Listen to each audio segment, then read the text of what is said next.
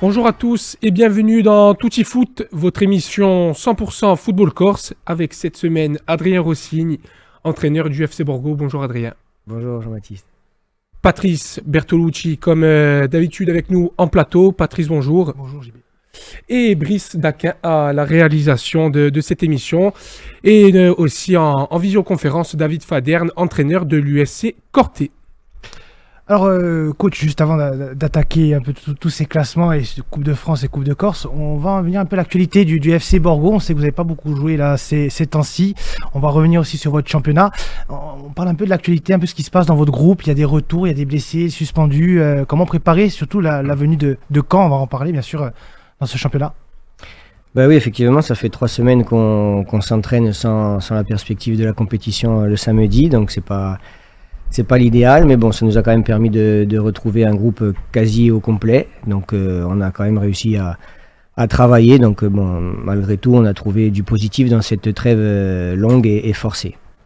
On voit aussi, c'est ce qu'on se posait bien sûr avant l'émission, vous n'êtes pas engagé dans la Coupe de Corse, vous l'avez dit en off, c'est l'équipe réserve. Est-ce que vous pouvez nous expliquer un peu ce choix vis-à-vis de la...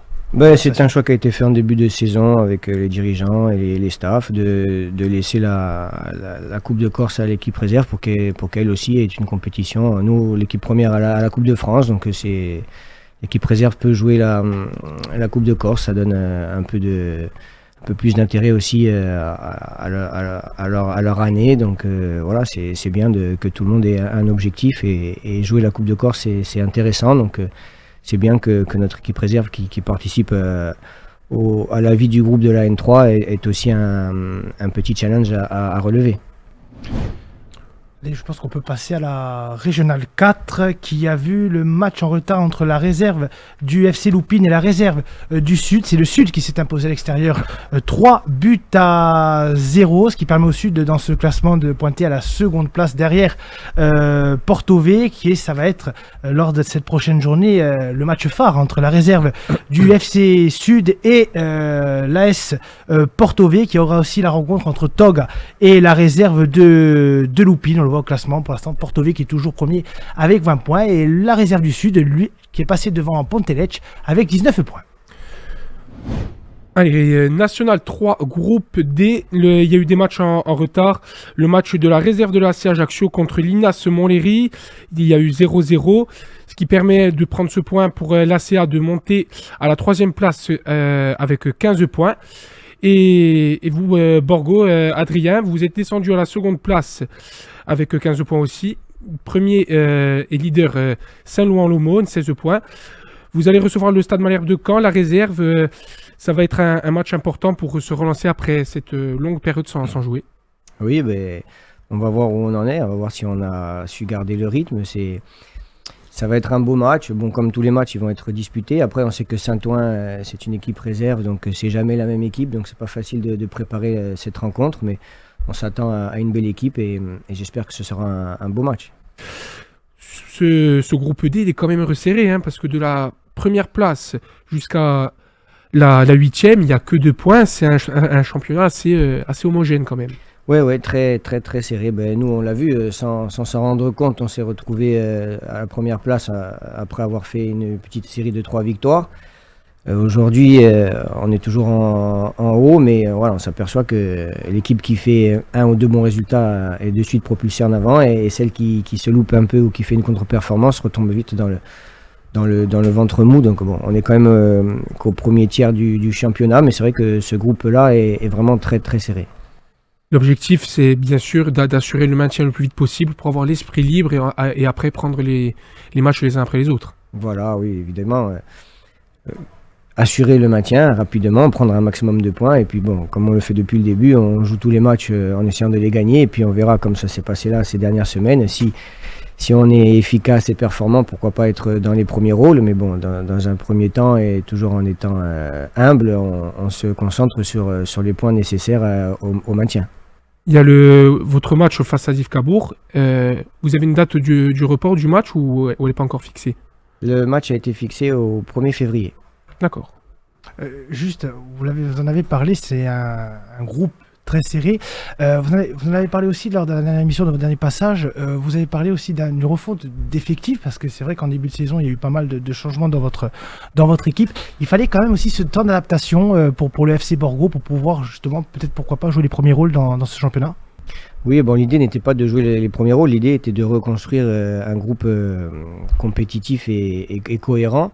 Voilà, on a pu s'appuyer sur quelques jeunes, sur des joueurs importants de l'équipe réserve, sur quelques recrues et des anciens du club. Donc, voilà, comme on dit, la mayonnaise a pris rapidement, même si, comme je le dis souvent, on est loin d'être à la hauteur de ce qu'on peut faire. Donc, pour l'instant, on continue à bien travailler ensemble. Je pense que d'ici encore 1 ou 2 mois, on aura des progrès, j'espère, qui seront visibles en termes comptables notamment. Il y a la réception de Caen, comme l'a dit Jean-Baptiste, samedi. C'est une autre préparation quand on joue justement une équipe réserve d'un club professionnel. Pas forcément, on s'attend à une équipe qui est bien plus en place et meilleure tactiquement, puisqu'il y a des joueurs qui sont mieux préparés. C'est moins direct comme certaines équipes, mais nous concernant, on est quand même sur des principes identiques et une approche du match qui ne change pas, en tout cas dans son contenu. Après, on va préparer un plan de jeu par rapport à l'adversaire et par rapport à la forme de nos joueurs, mais le match en lui-même reste quand même sur une préparation simple. Eh bien, je pense qu'on peut passer au groupe J de cette Nationale 3, le groupe du Gallia, du Sud et de Corté. Alors Corté, en match en retard, s'est incliné chez lui face au Canet Rocheville 1-0. Et le Sud, par contre, s'est imposé à Beaucaire à l'extérieur 2-1. On le voit au classement. Corté pointe à la 13e place avec 7 points. Le Sud, lui, est monté 10e avec 10 points. Et le Gallia est 7e avec 12 points. Il y a un match en moins pour le Gallia qui a joué en Coupe de France ce week-end. Pour les prochaines journées, Corté va rendre visite à Beaucaire et il y aura le derby entre le Sud et le Gallia. C'est assez dommage quand même de voir Corté, le contraste qu'il y a entre la Coupe de France, le beau parcours de Corté qui n'est pas terminé, et en championnat où il peine un peu à lancer ce championnat, Adrien. Oui, on le sait, les équipes qui sont capables de faire un parcours en coupe perdent des forces en chemin. Après, la motivation n'est pas la même en championnat. En plus, Corté a eu pas mal de blessés ces dernières semaines, donc c'est sûr que quand on a la tête à la coupe, c'est difficile d'être aussi performant en championnat. Après, c'est difficile aussi d'avoir un effectif qui permette de jouer sur les 2 tableaux. On le voit avec Corté. Alors j'espère qu'ils seront capables de faire un exploit. En tout cas, le parcours est fantastique. Et puis je sais que lorsqu'ils seront sortis de la coupe, ils seront en mesure, je pense, de remonter et de bien figurer dans leur championnat de National 3.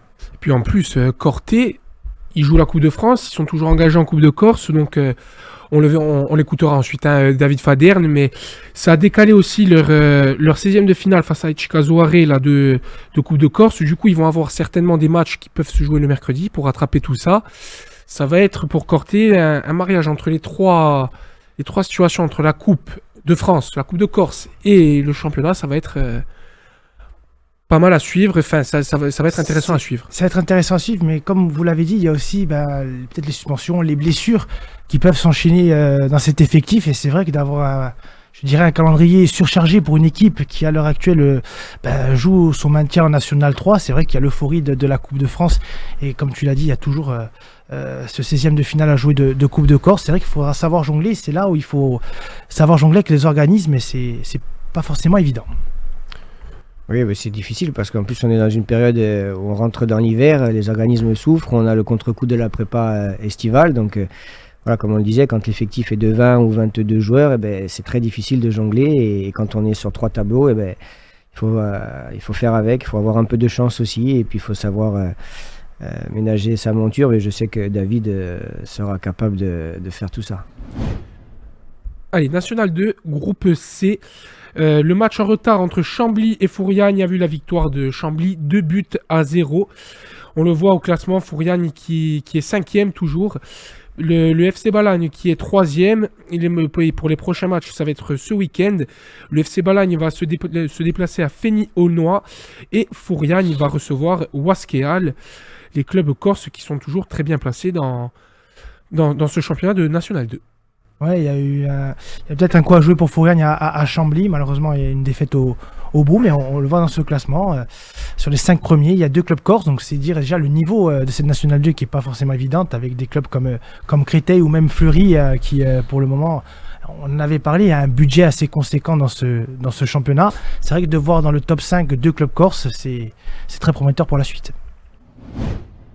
Allez, on va passer à la Ligue 2 qui a vu le derby finalement se terminer sur la première manche entre l'AC Ajaccio et le Sporting Club de Bastia. C'est un 0-0 dans cette rencontre assez inédite puisque le match, on va vous le rappeler, a repris à la 42e sur une balle à terre pour le Sporting. Il y a eu 3 minutes de passe à 10 entre l'AC Ajaccio et le Sporting Club de Bastia. Puis on a changé de camp dans cette rencontre. 0-0, il n'y a pas eu trop de choses à se mettre sous la dent dans cette partie. Mais ça va peut-être une action assez intéressante de la part de Lisandre Tramogne. C'est vrai que là, voilà, Bastia enchaîne son 9e match nul de la saison. Et on le voit au classement, Bastia et 11e avec 18 points. L'AC Ajaccio, lui, grâce à ce match nul, sort de la zone de barragiste et 15e avec 15 points. Ce derby, dans son contexte, c'était pas évident, Adrien. Le match arrêté, ensuite le match à huis clos, reprendre. C'est inédit surtout. C'est inédit. Hein. Ouais, c'est très très dur pour les joueurs de trouver la motivation de bien se préparer. Déjà ils jouent dans un stade vide.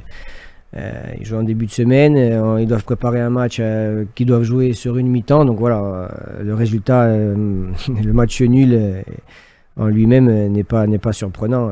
C'était joué d'avance. Mais justement, ça c'est quelque chose quand même important peut-être vous, coach, de donner une précision. Comment on peut concentrer un effectif sur ce genre de rencontre? Se dire, on va jouer 50 minutes.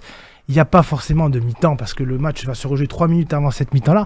Comment on peut dire à ces joueurs d'avoir une concentration totale alors que c'est assez difficile de se dire qu'il y a 50 minutes sur une partie? Bon, les joueurs sont professionnels, ils y vont, ils savent ce qu'ils ont à faire et quel que soit le temps à jouer, ils vont faire ce qu'on leur a demandé de mettre en place. Mais c'est sûr qu'au niveau des repères, les équipes qui montent en puissance au cours du match, tout ça s'annule. Donc voilà, il y a quand même 2 équipes qui sont perturbées. Les entraîneurs aussi, voilà, c'est pas du tout évident de préparer ce match-là. Alors peut-être que le Sporting, on parlait d'un match sans victoire, mais bon, le Sporting ne perd pas et c'est encourageant. Ils ont eu des phases de jeu sur beaucoup de matchs où ils ont montré qu'ils étaient capables d'aller marquer des buts. Donc le Sporting a fait match nul à l'extérieur sur une mi-temps. Ça reste quand même un point positif pour le Sporting. Puis c'est assez paradoxal, parce que comme tu l'as dit, c'est le 9e match nul. Le Sporting a autant de défaites que le Paris FC qui est leader. On en parlait hier soir, c'est vrai de voir ce genre de classement avec seulement 2 défaites, mais pointé à la 11e place. Je pense pas que ça soit inédit dans un championnat en France depuis quelques années, mais c'est inédit pour le Sporting d'enchaîner sur 14 matchs, 9 matchs nuls. Et Bastia va se déplacer pour cette prochaine journée, la 15e journée, va se déplacer au Red Star. C'est vrai que juste avant la réception de Guingamp, il faudrait peut-être aller chercher une victoire à l'extérieur pour un peu plus se rassurer, même si Bastia est dans son temps de passage dans les points pour le maintien pour le moment. Mais on le voit au classement, c'est très serré, puisque entre le 11e et le premier relégable, je dirais, qui est le Restart, il n'y a que 4 points d'écart, quoi. Puis le Sporting va pas avoir une trêve aussi conséquente que ça, parce que le Sporting va jouer la coupe contre Saint-Joseph. Ça va être le 20 décembre, et le prochain match, la reprise à l'année 2025, ça va être le 4 janvier. Donc il va y avoir qu'une semaine de coupure. C'est pas la trêve que... Le derby arrive derrière. Ouais. Et ça va très vite là. Le derby arrive derrière, donc... Le Sporting ne va pas avoir une trêve assez conséquente, donc ils vont rester quand même dans une dynamique. Oui, mais bon, il reste quand même au milieu du classement. Après, une équipe qui ne perd pas, c'est une équipe qui défend bien, c'est une équipe qui est soudée, qui est combative. Donc, c'est tout ce qu'il faut pour aller de l'avant. Donc, certains ont des mauvaises passes où ils enchaînent les défaites. La passe difficile du Sporting, c'est des matchs nuls. Donc, c'est pas alarmant. Et à la position où ils se trouvent, en 2 victoires, ils se placeront de suite dans un premier tiers très intéressant. Donc, de toute façon, c'est la 3e meilleure défense de Ligue 2. Hein. Il y a Metz devant et le Paris FC. Donc, c'est dire vraiment que cette équipe défend bien. Mais bon, au niveau de l'attaque, c'est pour l'instant 13 buts depuis le début de la saison. Il faut faire preuve de plus d'efficacité, mais bon, ça c'est cyclique, ça va. Et il en suffit d'un ou deux, et après peut-être que ça va s'enchaîner. C'est une histoire de confiance aussi pour les joueurs qui sont dans l'aspect offensif. Ouais, cette confiance, elle est propre à chaque attaquant qui.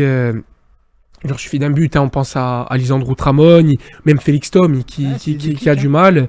Ça marche comme ça pour les attaquants, c'est souvent sur une passe décisive ou le plus souvent sur un but. Ouais, c'est des déclics et on espère justement que ce déclic va arriver au Red Star samedi, parce qu'on rappelle, Bastia rend visite au Red Star qui est actuellement 17e de ce championnat le vendredi 6 décembre et le samedi, l'AC Ajaccio à 20h va recevoir le leader de ce championnat, le Paris FC. Coupe de Corse maintenant, la Casinca a sorti au penalty la réserve du Sporting Club de Bastia 5-4. Le CB qui a sorti Bonifacio 1-0. Antizanti s'est incliné face à Bocognano au penalty 4-3. Les hommes de Pierre-François Sinab ne sont pas tombés dans le piège de cette équipe de Régional 3. Et Borgo, la réserve, Adrien, a gagné 5-0 face au Ney, où ça permet justement de garder une dynamique, comme vous l'avez dit, de match pour votre réserve. Oui, une belle victoire, 5-0, un match qu'ils ont bien maîtrisé. Voilà, c'est bien, il y a besoin de victoire.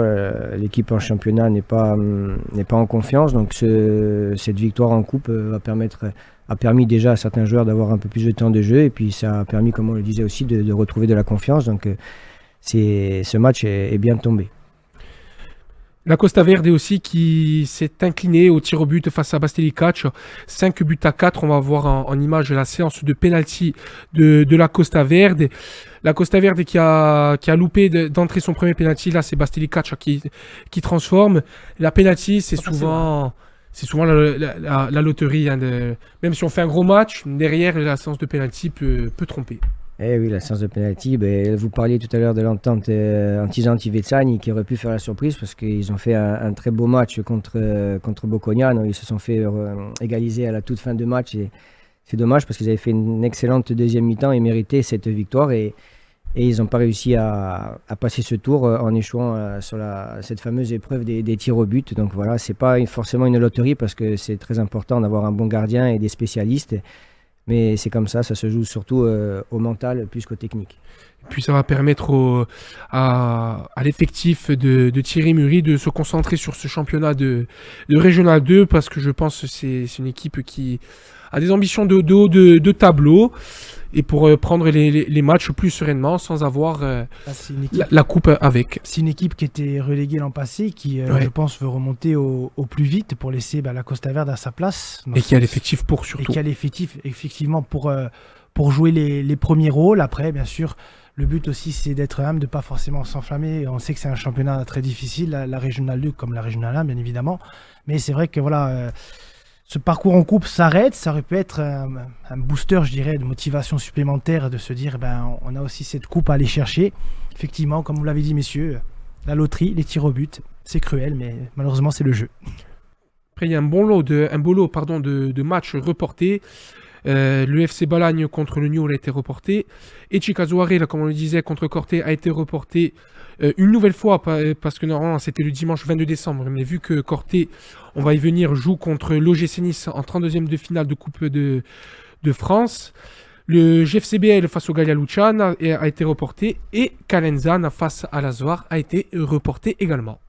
Allez, on va partir sur cette Coupe de France, justement, ce 8e tour qui a vu la victoire du Sporting Club de Bastia 2-0 face à l'AS Nancy-Lorraine. Et la victoire, c'était le 20 novembre dernier, de Corté face au Diable Rouge de Combani 2-0. Tirage au sort de ces 32e de finale, le Sporting reçoit Saint-Joseph, club de Martinique, qui va être reçu à Fouriagne. On va bien sûr détailler sur cette rencontre. Et Corté, qui a eu la joie de tirer en 32e de finale l'OGC Nice. Et on a eu une réaction de David Faderne qui nous parle justement de la rencontre d'OGC Nice et bien sûr de l'actualité de cette équipe de Corté.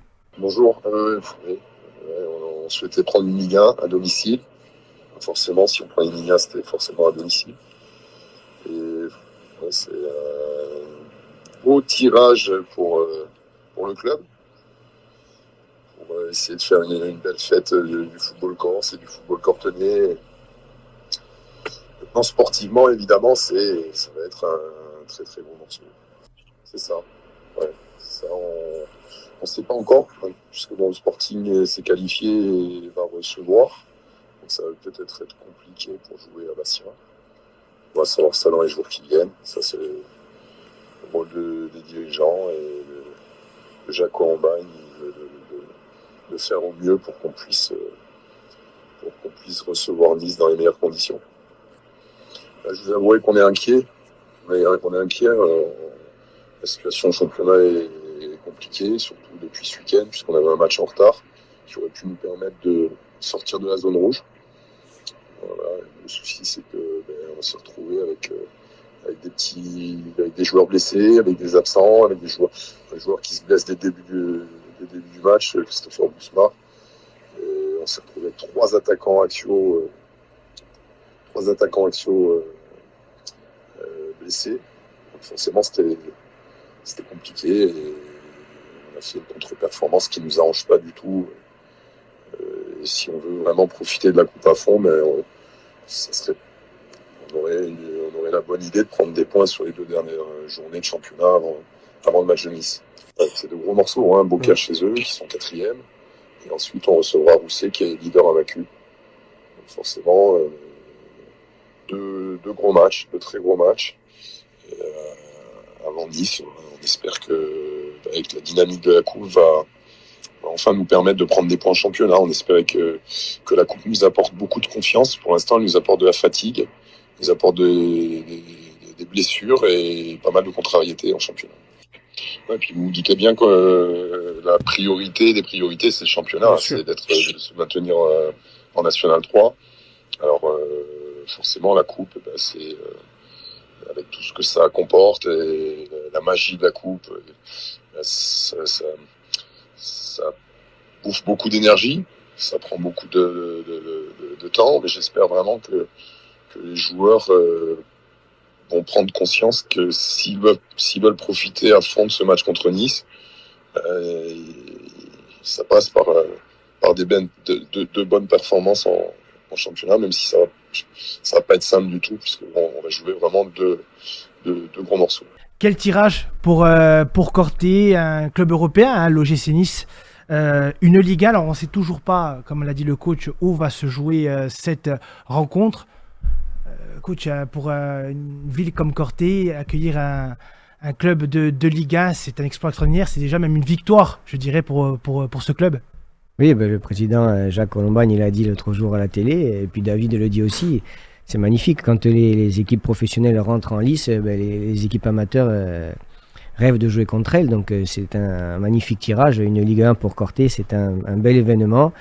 À savoir maintenant où est-ce qu'ils pourront jouer, comment ils pourront les accueillir. Mais on sait que ce sera une très très belle fête. Et surtout une récompense pour ce club de Lusque. Comme vous l'avez dit, coach, hein, on voit aussi l'Union Saint-Jean qui est un club de Régional 1 qui a tiré l'AS Monaco. On l'avait vu en visio pendant les tirages. C'était comme une victoire, comme s'il avait passé ce tour. C'est pour ces clubs-là, c'est incroyable de recevoir des grosses cylindrées de France. Après, c'est vrai que tout le monde aimerait que ce match se joue à Fouriagne, donc on verra un peu les décisions parce qu'il y a eu le calendrier qui est sorti, les plannings, hein, puisque Bastia va jouer donc en vendredi à 19h30 et Corté va jouer en samedi.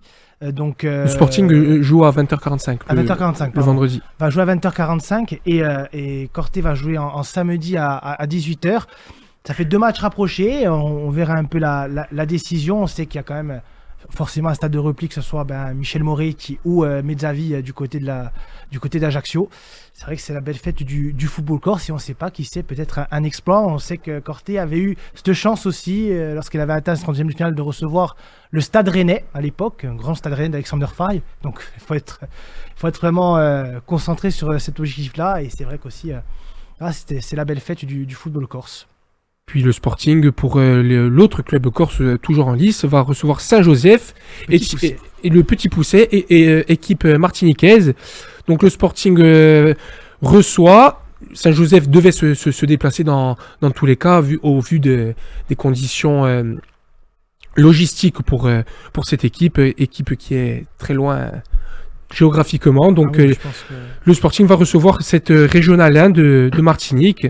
Ça permet au Sporting soit de gagner de la confiance, mais attention de ne pas tomber quand même dans le piège, on ne sait jamais, parce que c'est le jeu de la coupe et c'est imprévisible. Je ne pense pas, le coach est là pour en parler aussi, je Normalement, pense pas non. qu'il ne faut pas prendre non plus les équipes de haut, même si c'est vrai que l'avantage qu'a le Sporting sur ce tirage au sort, c'est de jouer à domicile. Oui, bon, ça fait partie du respect de l'adversaire, donc on sait très bien que Benoît et ses joueurs seront très respectueux de l'adversaire et feront tout pour faire respecter la hiérarchie. Après, ça reste le football, comme vous dites, on ne sait jamais qui va l'emporter, mais bon, là, on a quand même un sacré avantage pour le Sporting, vu la différence de niveau entre les deux équipes au départ. Justement, messieurs, le Gaia Luciana aussi, pour ce 8e tour de Coupe de France, est incliné 1-0 face à Feigny-Aulnois, une équipe qui est hiérarchiquement supérieure par rapport au Gaia Luciana, qui est en N2, Feigny-Aulnois. Ils ont marqué à la 94e minute et qui sort donc cette équipe du Gaia Luciana. Ça aurait pu être historique pour les hommes de Jean-Claude Chloé, mais tout de même un beau parcours dans cette Coupe de France. Et du coup, on va quand même regarder les images de Sporting Club Bastia AS Nancy Lorraine, qui a vu la qualification du Sporting, comme on l'a dit, 2-0. Il y a une expulsion dès la 6e minute de jeu, même 8e minute de jeu pour cette équipe de Nancy qui s'est réduit à 10 dans cette rencontre. Il restait 80 minutes de jeu à jouer. C'est Amine Boutra qui a transformé, là on voit justement la reprise de Doumé qui a entraîné la main de l'attaquant nancéen qui était venu défendre sur cette action, et c'est Amine Boutra qui va se charger de tirer ce penalty. C'est vrai, c'est cruel pour le scénario pour cette équipe de Nancy qui à la base devait recevoir le Sporting à Marcel Picot. Pour des raisons de terrain, n'ont pas pu recevoir Bastia. C'est Bastia qui a eu la chance de recevoir cette rencontre. Et puis après, il y a eu pas mal d'actions. On voit justement cette action de Rodriguez là dans la surface de réparation. Puis la reprise et la talonnade d'Amine Boutra et la reprise de Lamine Cissé qui vient buter sur le gardien. Très bel arrêt de la part du gardien nancéen, et la reprise au-dessus de Félix Thom. Dans cette mi-temps, c'est vrai que Bastia s'est fait un peu peur quand même face à cette équipe de Nancy, Jean-Baptiste. Je pense que le Sporting est tombé dans un faux rythme dès l'ouverture du score et la réduction à 10 de cette équipe de Nancy.